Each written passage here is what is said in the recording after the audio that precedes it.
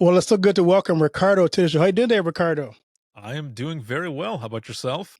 Yeah, good. I'm great to have you on. I'm glad to talk about this topic of being a 911 dispatcher and talk about your book, but I want to give you a good question to kind of get us warmed up here. Give me the best piece of advice you've ever received. So I would say that the best piece of advice I ever received was from my grandmother, my mom's mom. I remember, just growing up, her telling me, "You're gonna do. I feel like you're gonna do good things, and I just want you to know that if you really believe in something and what you're doing, don't stop until you make it happen." Of course, all of that was in Spanish when she Oh, said it to me originally, but that's one of the things that I remember the most. My grandmother was a great storyteller, and I kind of feel like that's where I got that from, was from my grandmother. I love that because storytelling is so important, especially in our society and culture, because oftentimes our stories get lost today. And to be able to have people tell those stories and tell other people's stories is great. So that's kind of what the podcast is really about. It's kind of me getting a chance to hear stories from people like yourself to share with the audience to bless them and their journeys. Perfect. I love it. I love sharing stories. So I'm honored to be here. Thank you so much. This is awesome. Well, good. I also like to ask my guests, we don't always get a chance to stop and think about the people in our lives who have impacted us. Who are some people in your life you can stop and think, maybe get a shout out to, who you just want to say, I just want you to know how important and how valuable you were in my development? Well, first and foremost, my grandmother, as I mentioned, she, God rest her soul. She passed away back in 2007, and actually, in a few days, it'll be the anniversary of when she passed away. But with her, my parents, very hardworking, and of course, a lot of the other dispatchers that I worked with from the beginning of my journey all the way up to present time. These are folks that have really been an inspiration to me, and just the way they did a lot of their things, just the work ethic, just working hard, being passionate about what they do and really loving it. All of that really pushed me to do a lot of what I do today for a living. That's great. I love that. I would love to ask you, have you as a guest, because I love hearing not just your story, but just kind of your journey. Tell us your journey and tell us the lessons you learned along the way.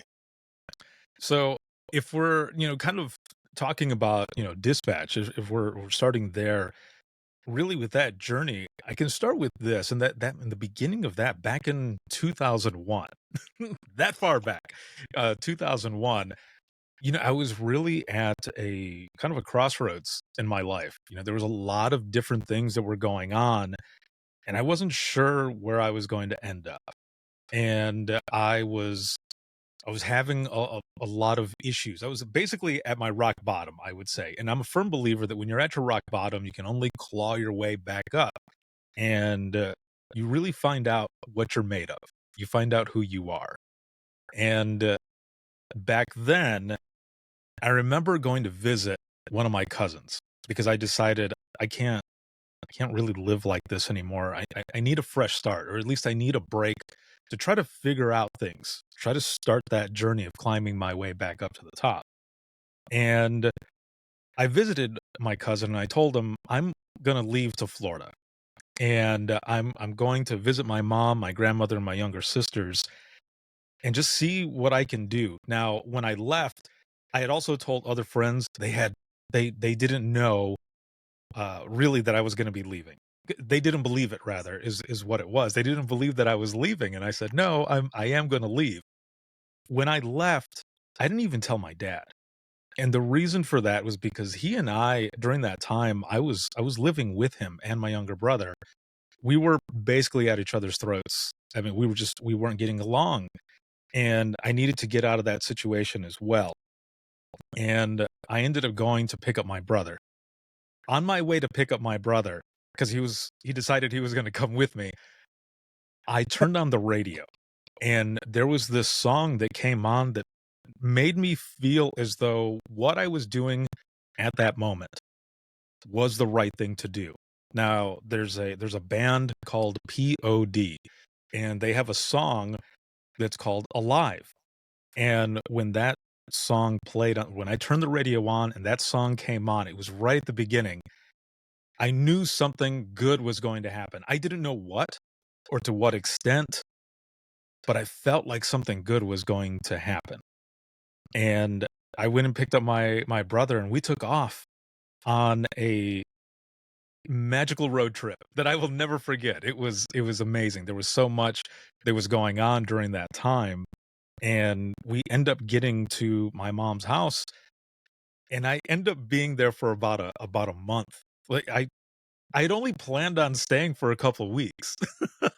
I'd only planned on staying for a couple of weeks, but then, my mom ends up telling me, "You think you might wanna find a job? Like, you've been here long enough. Maybe you should try finding a job." And up until that point now I'm about 19 years old. Also, I was a father of a one-year-old, or 1 and a half, closer to 1 and a half, and that was part of my rock bottom and everything. His mom and I were not in the best place.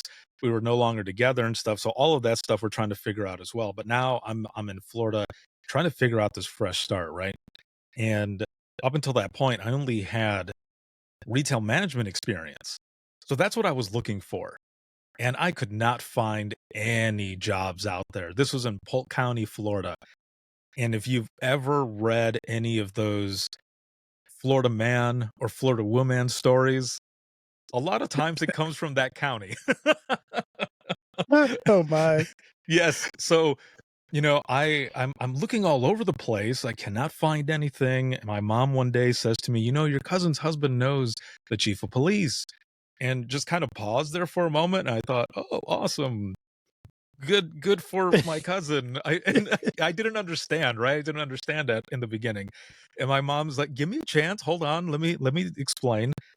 Her husband and the chief they were talking over at lunch, I guess, and he had mentioned that they were looking for dispatchers. And she goes, "You should go and apply to be a 911 dispatcher." And I remember looking at my mom and thinking, I have no idea what they do.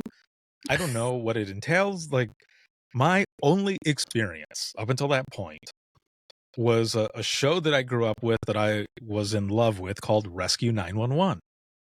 And it had William Shatner. He was the host. And at the end of pretty much every episode, the 911 dispatcher and they end up getting to meet the people that they were talking to, the people that they helped over the phone. Well, what I found out is that that's not a true depiction of what really happens in 911. But I was intrigued, I thought, "Why not?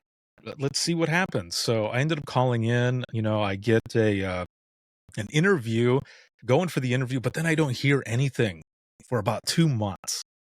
And just one day, I'm going to lay down to take a nap, and, my grandmother busts into the room, yelling at me in Spanish. And she's yelling at me saying, "The police are here. The police are here." And then she says, "What did you do?" And I remember looking at her and I said, "I didn't do anything." But then I had to think about it. Did I do anything last night? I was out with cousins. I don't think I did anything. So she tells me to go outside and see what's going on. And it was the chief of police. Now, the town that I was in, the city is called Frostproof. Seriously, Frostproof Well, in is the Florida, name. it might make Yeah, sense. Yeah. right. Yeah. That's the name of the city. And it's a small town, okay? It's a small town. Everybody knew the chief knew everyone, and where I was at with my mom, and my family, the house was, like, 5 minutes, maybe 5 minutes down the road from the police department. So, he shows up, I go outside, I say hello, and ask what's going on, and he goes, "Well, I just wanted to stop and see if you still wanted the job." And I said, "Oh, yes, I do. Yeah, that would be great. I haven't heard from you in like 2 months." And he goes, "Well, it's a long background process." And I said, "Oh, well, okay." Now, I don't know about you, but a lot of the jobs that I've had previous to dispatch, when you get a new job, like, you start the following week. That wasn't so with this because I asked the chief, I said, "So do I start next week or something?" And he goes, "No, you start tonight." Huh? So I said, "Okay, really?" And he goes, "I mean, you want the job, don't you?" And I said, "Well, yes, hold on. No, I do want the job. I just thought I would start next week." And he goes, "Nope, you start tonight." And I said, Okay." So my first shift ever in dispatch was a midnight shift, and it was 10 at night to 6 in the morning. And it was 8-hour shifts, one dispatcher on at a time. There was probably about 12 sworn officers, and that's including the sergeant, lieutenant, and the chief. So that night I go in and I meet my trainer, and I'll just say he was very seasoned. He had done the job for a while. He was a veteran dispatcher, and he's showing me everything, okay? And I'm in awe of what I'm seeing because this is the first time I've been on the other side or even in a police department really for anything like that. And 911 rings and he takes the call. Now, for me, it was almost as if I was watching something on National Geographic or Shark Week or something. Like that's how into it I was watching him take that call. And when he was done, I remember going, "Great job." I think I even applauded him a little bit, and he just kinda looked at me, and he goes, "Well, you're next." And I said, "Excuse me?" And he goes, "You're next." And I remember throwing my hands up at him and saying, "There's nothing else to this? Like, there really is no other training for this?" And he goes, "Listen, in order to do this job, you need common sense, you need to have thick skin, and you need to be human." And at the time, there wasn't a lot of talk about mental health and wellness or anything like that. It was more so like a suck it up buttercup type mentality. So now I tell people a fourth thing, which is to make sure to take care of yourself.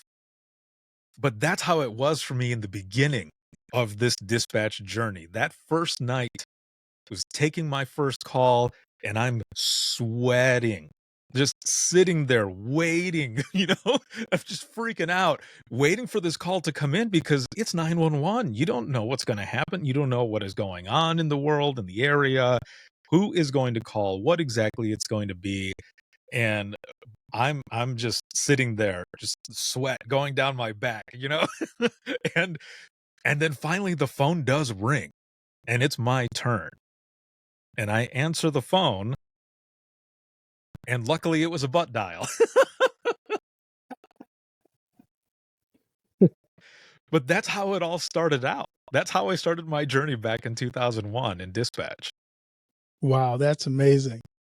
So I'm sure that you've had some interesting 911 calls. Which one of the over 13 years really sticks in your mind the most?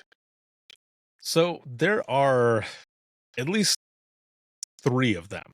3 of them, but the first one that I will give, which is very close to my heart and significant as well to my family. So, as I mentioned, we're coming up actually, which is interesting that we're so close to it. We're coming up to this anniversary, and back in 2007, I was working in dispatch, and my grandmother was living with my aunt, who also lived in the county that I was working in.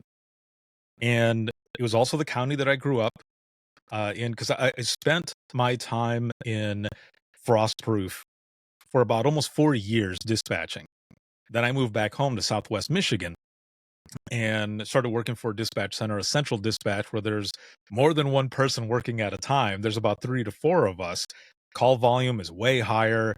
Types of calls, even more craziness, just a lot of it that's going on.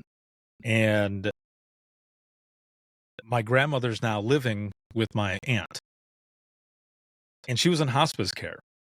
So we knew she was getting close to passing. All of my family from Florida is already in Michigan, and they are at my aunt's house where my grandmother is. And I was sitting on backup phones and backup radios at the time, and this is in the middle of the night. And it was already decided that if my grandmother passed away while I was working, that I would be able to leave and go be with my family. So again, it's middle of the night, it's about 3 or 3:30 in the morning, and I'm getting these text messages from my sisters saying, her breaths are becoming further and further apart. Excuse me. And I'm sitting there, there's not really much going on. And my partner, who's on main phones, ends up getting up and she says, "Ricardo, I'm going to go to the break room really quick. Is that okay?" And I said, "Sure. There's nothing going on anyway." And that is almost like tempting fate. Like you're throwing it out there in the universe for something to happen, right? So Right. I say that, and she goes to the break room, and as soon as the door shuts, the phone rings, and I am getting goosebumps right now, the same way I did, wow, when the call came in. With the phone system that we had back then, it was an older phone system. So if you waited maybe like half a ring, the information would pop up on the screen. Now, I never hesitate to pick up the phone, and I never waited that half a ring or anything.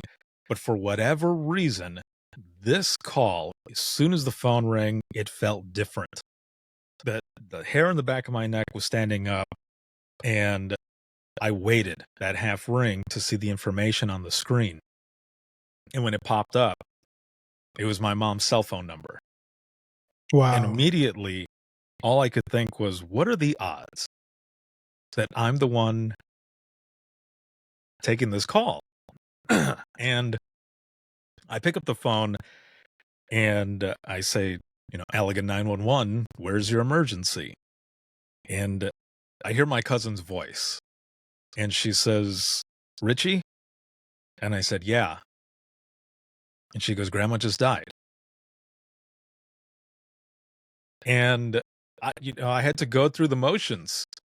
And as soon as I got off the phone, I looked over at my supervisor, who's also actually a childhood friend of mine. We went to school together, we grew up together, Wow. and years later we end up working together and she ends up being my supervisor.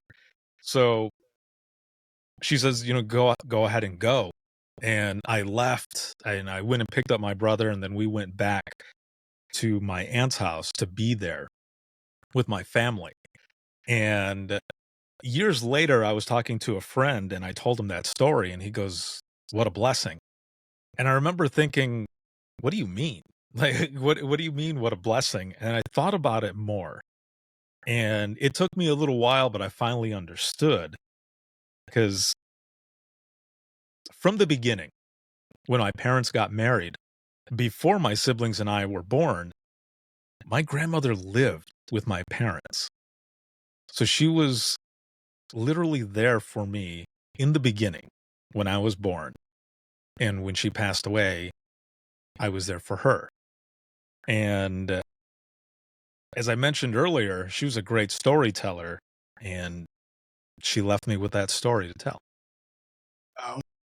It is amazing how God puts you in the right place at the right time to be just where he needs you to be in that moment. And you were there in that moment for yourself, but also for your family, because it wasn't some impersonal 911 dispatcher. It was someone who understood what the family was going through and knew they were going to be taken care of and cared for in that moment. So yeah, that's a powerful story. Mhm.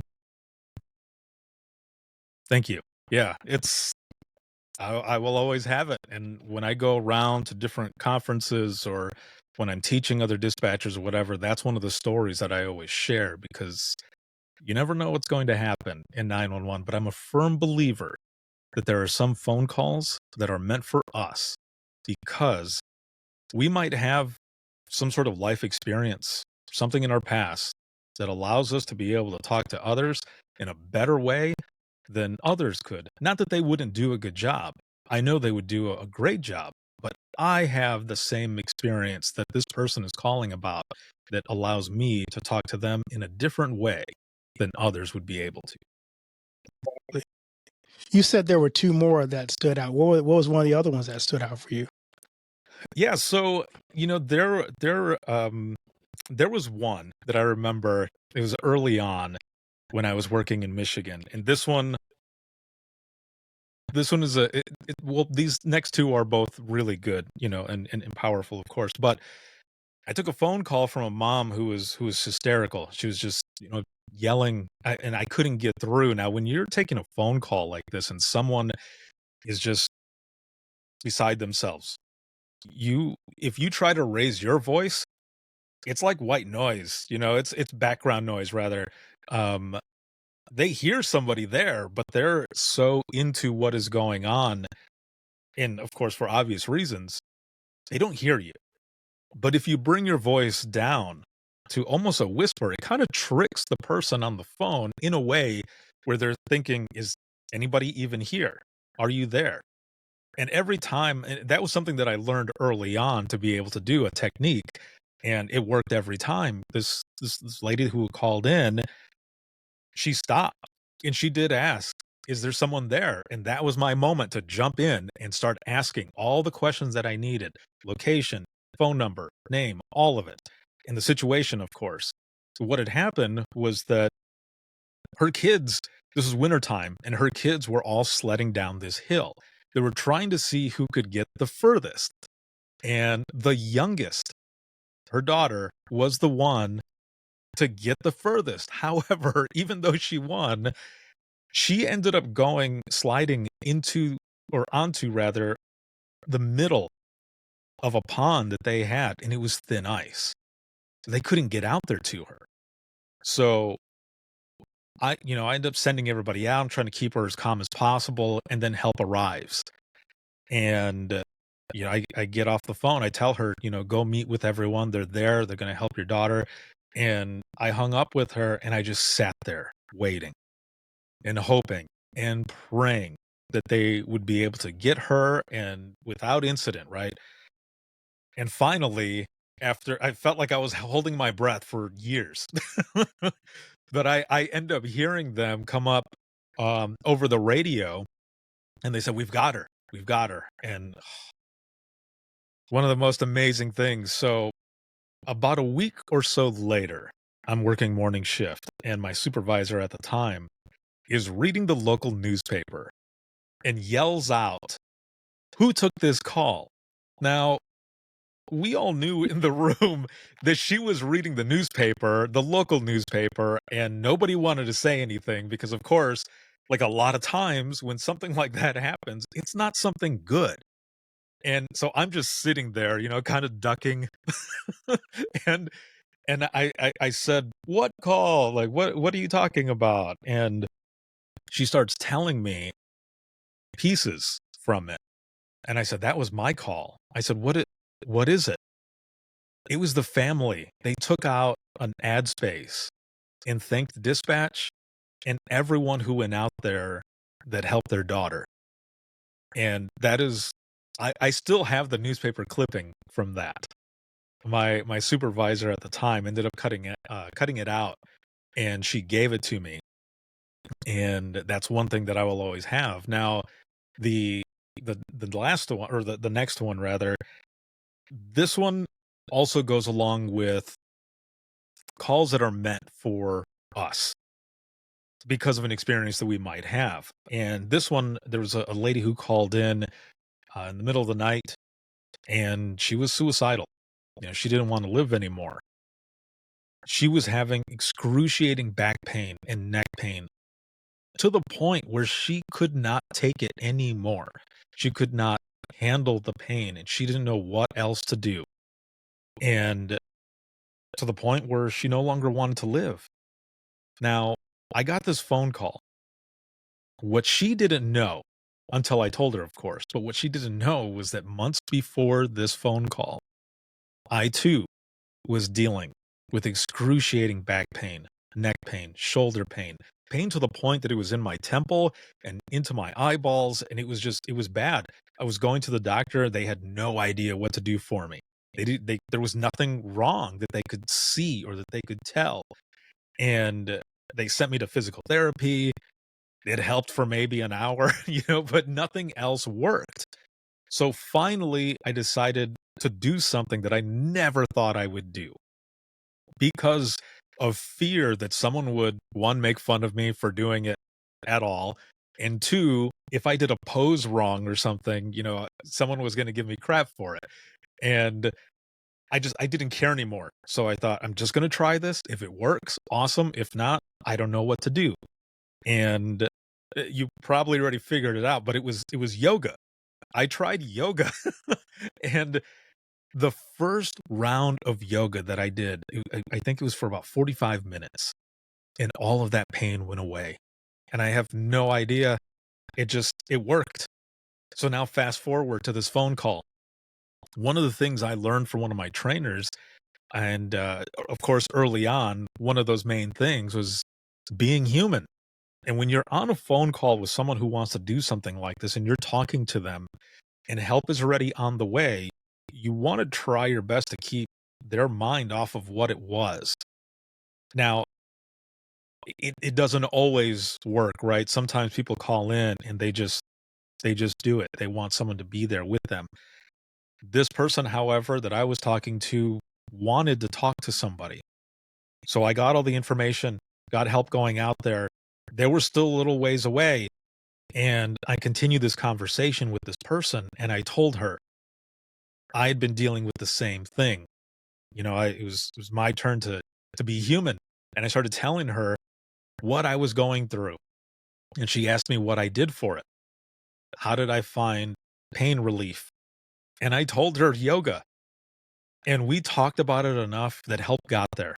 And at the end, she said thank you. And she not only said thank you, but she also said she no longer wanted to commit suicide because now there was another pathway. There was another solution. There was something else that she could try. And I remember getting off the phone, and those are those wins that I hung on to during those hard days to remember that impact that I have on people when they call in. And for all I know, this person is a yoga instructor somewhere. I don't know, but Right.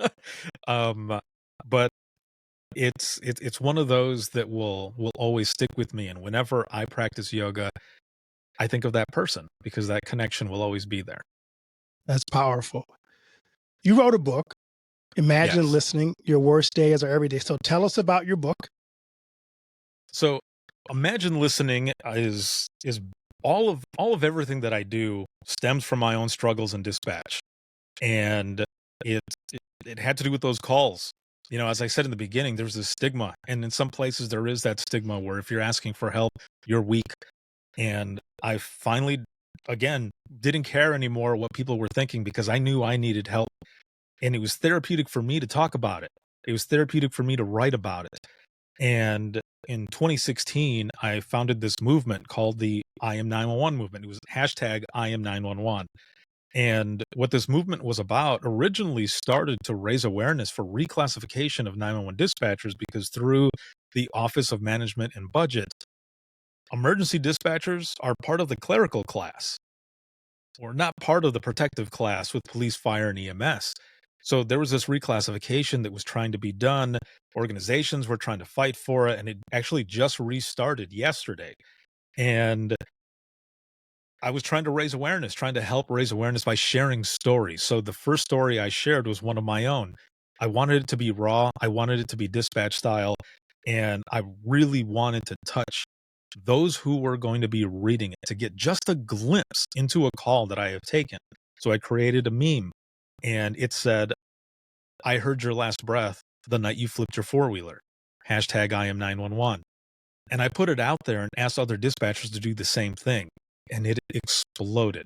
There was dispatchers from all over the world who were sharing I am 911 stories, but in the UK, they were sharing as I am 999. In Australia, I am 000.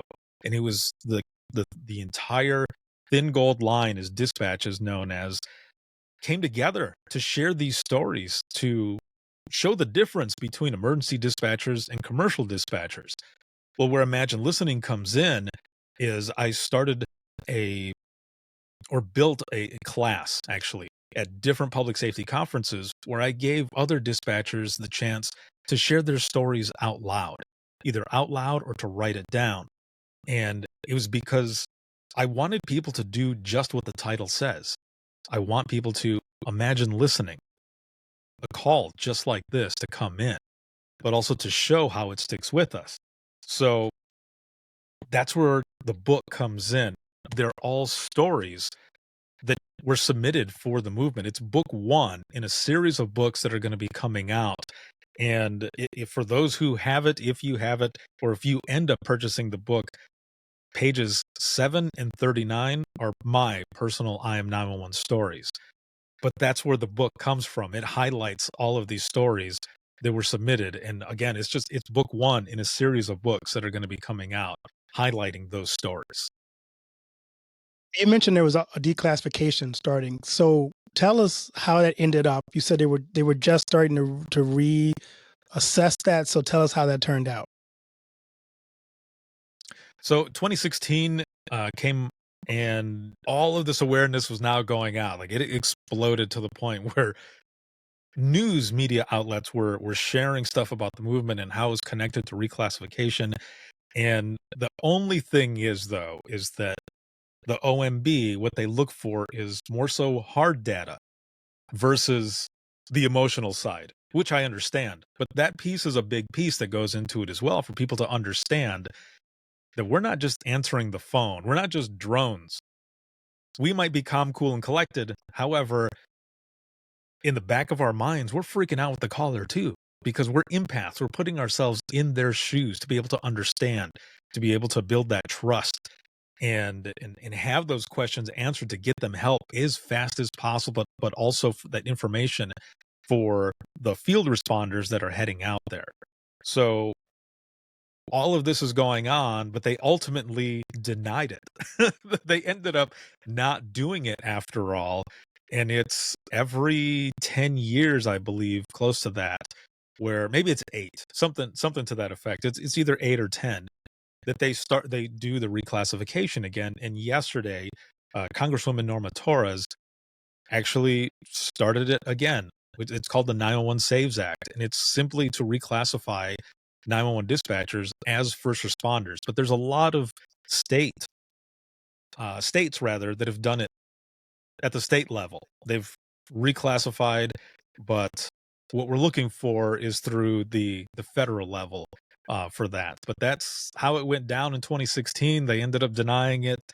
The stories have continued. What started as reclassification, a way to raise awareness, quickly turned into peer support. Because what we found out was that a lot of the 911 dispatchers and call takers that were taking these calls and sharing these stories, they felt alone. But through all of this, they no longer feel as though they're alone, and we're all connected together in this whole storyline that we have. Those who are unclear, why is the classification so important for 911 dispatchers? So the reclassification is important. Mostly, as of right now, it's for that recognition. A lot of times, people look at 911 dispatch and they think, "Well, you don't really deal with a lot. You're not out there seeing certain things. You know, you're not doing this." But let me tell you, hearing it is just as taxing, because when we're taking these phone calls, when they come in, I'm hearing everything that is going on, and I'm making this mental picture, like putting this puzzle together in my head. And a lot of times, some of those things are worse than what is actually going on out there. But that stuff sticks with us. We are impacted just as much as those seeing it because we're hearing it. But the other thing is, though, for us, we don't always get closure. We don't always know what happens. And that sticks with us unless somehow we see it in the news the following day. But a lot of times, we don't know. But with that, not just the recognition, there's also different benefits that end up coming from that. So, law enforcement, all those in the protective class, retirement years, so many different things, budgets for mental health and wellness, training, or just other things to that effect. Dispatch doesn't get that right now. So eventually, once that ends up going through, hopefully, once the reclassification happens, eventually other benefits will come from that as well. But to start off, it's that recognition that dispatch is also part of that protective class, because we see ourselves as first responders. I mean, everything starts with us. The phone call starts with us and ends with us. I mean, we're there throughout it, but it sticks with us far beyond that call because it's stuff that we've listened to. But now, with more technology, now some dispatch centers are actually seeing it as well, because now you not only have text to 911 that also includes pictures, but you have video to 911 that is coming as well, where we have to prepare even more so for that mental health of those who are answering those calls. Got me thinking now, because 911 dispatchers have so much that they deal with. What's the average lifespan of a 911 dispatch? I mean, is there a point where it's like there's burnout, PTSD from being a 911? I'm sure it's got to be some wear and tear it has on you mentally to do that. What's the range of how long people can do this or typically do this? So I don't have the exact numbers, but I can give you some of just the information that I know specifically. So my burnout happened about 7 years in, 6 to 7 years in, my burnout happened. And there were a lot of variables that went into that. I mean, if you throw in county politics, and just toxicity from that, being short staffed, low morale, all of this going into that burnout. So again, for me, it was 6 to 7 years in, I had hit that burnout, and it was for others, I mean, everybody is different. And so I was dispatching for 13 years, then went to the private side of 911. I've been in public safety now for a total of 22 years. But for those actually in the chair under the headset, I know a lot of folks who have gone 30, 35 years and have done it all that time. But the sad thing though, and I had this conversation recently with someone, was that there have been times where, people will retire out and then a few years later they pass away. And and I don't know what that's from, maybe they had a medical issue or whatever, but it seems to happen.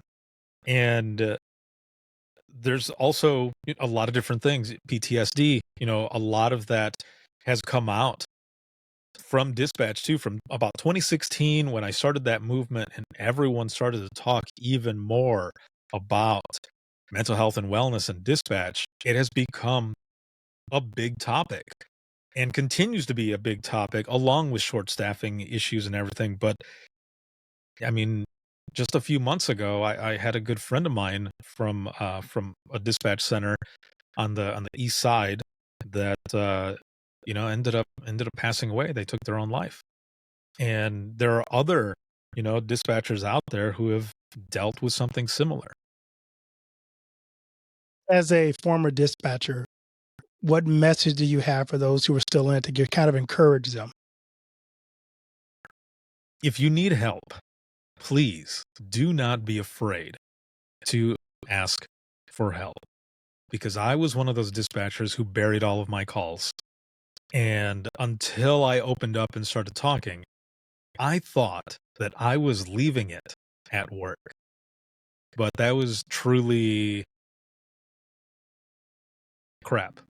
Is basically what it was, because I was in denial. I thought I was leaving it there, but then I come home kind of distant. Long conversations. I'm like, come on, pick it up, pick it up. But it was because I couldn't turn it off, and I needed to figure out a way for myself to really to heal myself. And for me, what it was telling stories, my stories, sharing that. And then others started talking about it as well. So please don't ever feel like you are weak for asking for help or wanting to share a story. because it actually takes a lot more courage to open up and really be vulnerable and put yourself out there. That is where the courage is. And other people seeing it and hearing it will inspire them to do the same. I mean, we don't always know the impact of what we do, but a good friend of mine always talks about the ripples that come from that. And I believe in it as well. That's great. I love to ask my guests this question. What do you want your legacy to be? Oh, I, you know, I guess for my legacy, I really want what I wanted to do with everything that I do now for a living is I wanted to leave a mark on 911 as a whole. I wanted to leave it in a better place than where I found it. Because even though when I first started out, we supported each other, there wasn't a lot of talk about mental health and wellness. And now years later, there is. And that's really what I want my legacy to be, is just someone that really believed in what they were doing and wanted to make it better for those who were coming in so that they didn't have to deal with what I dealt with. And to know that it's okay to not be okay, that it's okay to ask for help, and to just keep going. So, Ricardo, where can people find your book, Imagine Listening? Your Worst Day is Our Every Day, and connect with you on social media and your podcast for your, as well? No, of course. So for Imagine Listening, for the book, you can find it on Amazon or any retailer that you buy your books from, or your ebooks. But I will say, if like everything else, if you're looking for it fast, go to Amazon. that's that's the best spot for it. But to connect with me, whether it be on social media or to listen to the podcast or anything like that, you can simply go to links.co/WTT podcast. And that's links, but with two I's, .co/WTT podcast. You'll find my email on there, all of my social media, the latest episode, also where to get the book as well. And any podcast merchandise or virtual events that I create, it's all on that bio page. So everything is there. And thank you so much for having me on.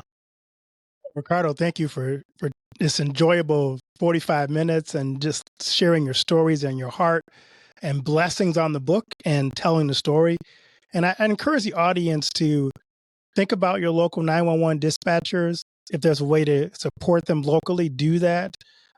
Let them know how much they're appreciated and how valuable their work is, because when you dial 911, you want someone to answer. So remember the people who serve you.